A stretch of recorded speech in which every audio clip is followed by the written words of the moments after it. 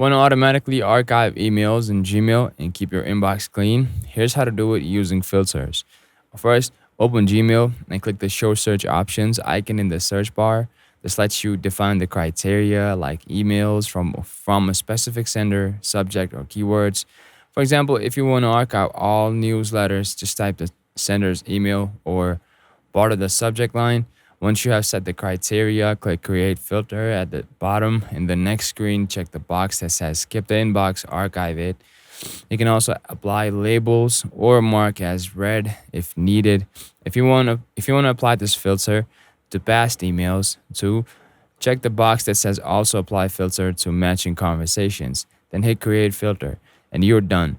From now on, Gmail will auto archive any email that matches your filter. No manual cleanup needed.